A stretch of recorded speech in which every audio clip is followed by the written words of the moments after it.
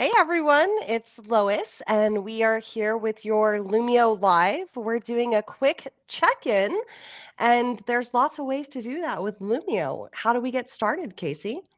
Lois, I'm so excited to be here with you today and talking about one of my favorite things, how we can do quick check-ins with our students.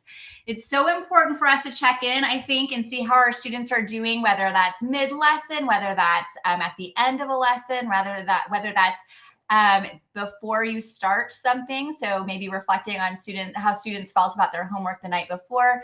I feel like just getting a feeling for how students are how comfortable they're feeling with their work is, I think, always important part of the learning process. What was your favorite way to do check-ins with your kids? Well, so when I was in the classroom, Casey, I actually had a chalkboard. So I would actually have small groups come up to the chalkboard. So using Lumio is a much more efficient way to engage the students and the investment we've made in technology, right?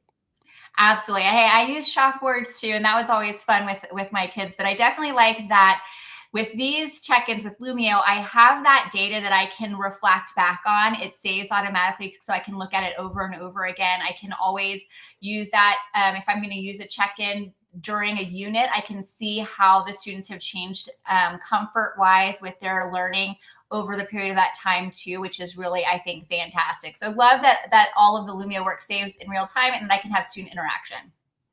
Yes, absolutely. So let's dive right in and talk about how we might do that. If you have not joined, you are welcome to join our session live so you can see what it feels like to be a student in a Lumio lesson or doing a check-in. You can go to hellosmart.com and enter class ID 11311. You can join me as a guest. You don't need to be signed in since you're just going to be doing this temporarily with us today. This is also going along the bottom of the screen so you can check in, and this works on any device that has a web browser. So you can use your phone, you can use your laptop, computer, Chromebook, anything that you have access to. So one of the things I like to do is repurpose our graphic organizers. So Lumio has a wide variety of graphic organizers that are created and ready for us to use. And you can use as is. So this might look like a familiar graphic organizer to you. This was actually created for doing Frere models, so for vocabulary work. But when I look at it, there's so many possibilities, so many ways that I might use this. And so when I was trying to figure out a way I wanted to do a quick check-in with my students, this Frere model jumped out at me. And so I added it and quickly made some customizations. So I made it work for me. And I love how easy it is to take content, repurpose it that Lumio has, but also being able to repurpose some of my own content, whether it's Google Slides or Canva, and add those slides into Lumio as well. So you'll notice here that I've sort of divided my section into 4 parts. So students can drag their star to show whether they don't understand all, whether they feel like they really need the teacher's help, whether they're starting to understand but still have a little bit of confusion, whether they feel like, you know what, I'm doing pretty good. I can do this on my own. I don't need a lot of support. And then we have those students who feel like, yes, I've got this, and I actually have it so down pat that I could teach this to someone else. So in order for my students to be able to drag this infinitely cloned star, so we have one easily for every student, because all I did was take this star, which is a shape that I was able to grab inside of Lumio editing mode, and I infinitely cloned it. So now whether I have 20 students, whether I have 55 students, whether I'm doing this with a large group for an event, I have just as many stars as I need. At this point, you'll notice if you're joined to my class that you cannot drag that star. Right now, only I can drag the star. So if I'm feeling pretty confident, I can drag that as the teacher. But in order for my students to have the same power to drag and drop that star, I need to convert this page into an activity. I can do that in editing mode, which I'll show you in a bit, but I can also do it on the fly. So on the fly, what I'm going to do is click on my class management button, which is right here, these little people with the number 9 next to it.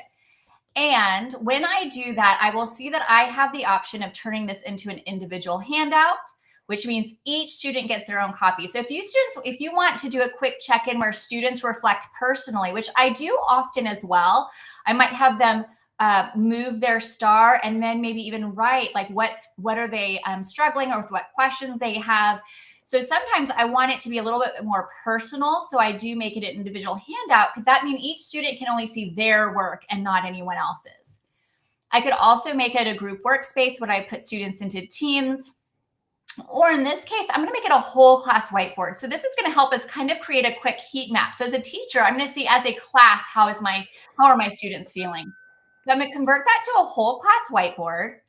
So as a student on your end, you're going to see the button resume. So you're going to click that resume button, and now you'll notice that you can actually drag and drop that star to any part of the page to showcase how confident you are in your learning. And it's what's really great for me as a teacher is I can actually click on the stars and see that Tanya feels like she's feeling pretty good. She can do this on her own. But I can also see over here that Megan may be a little confused and needs some support from me, or I might want to do a personal check-in with her to do some more investigation on what she's struggling with. So I love that I can have students quickly drag their star. It doesn't take a lot of time or effort on their part, but for me as a teacher, I'm getting some real insight into my students. And then I can also even cross check, right? So if they're saying, oh, I feel really confident, I can teach the whole class, and then you're looking at their work and you're seeing a discrepancy between the two, then that also means that maybe those students have a misconception of how strong they are at that topic, and then I can work with them too. So I love that I can cross check how they respond here to the work that I'm actually seeing as well. Lois, is this a type of activity that you've done with students in the past?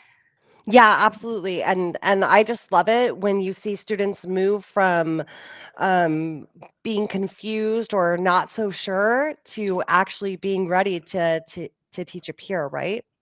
Absolutely. So as I said, one of the big things that Lois pointed out is that she used to do these types of things on the chalkboard, which often has to be erased at the end of the day. You don't have that data to reflect on later. And I love that with these check-ins, they're here to stay as long as you need them to be. And you can reuse check-ins over and over and over again, which is really powerful too. So you can build a library of check-ins and then reuse them as needed. And they're really as easy as 1, 2, 3, and sometimes even easier than that. What I did was I started with a graphic organizer. You could also start with a new page template. I added images and text, and then I either chose to lock something down. So if I didn't want students to be able to edit it at all or move it, I locked it. And then I infinitely cloned that star so that my students had that one thing that they could drag and drop. And then you can convert the page into a whole class whiteboard, or one of those other two options like the handout or the group workspace. So really, really simple ways to do that. I'm going to quickly take you behind the scenes to show you what that looks like and how easy it can be. So I'm going to click on this 3 horizontal white lines, and I'm going to edit my lesson. It will take you out of my lesson temporarily. And I just want to highlight again how simple it is to do an activity like this. So in my, I'm in editing mode. I have a blue bar in the bottom left corner here.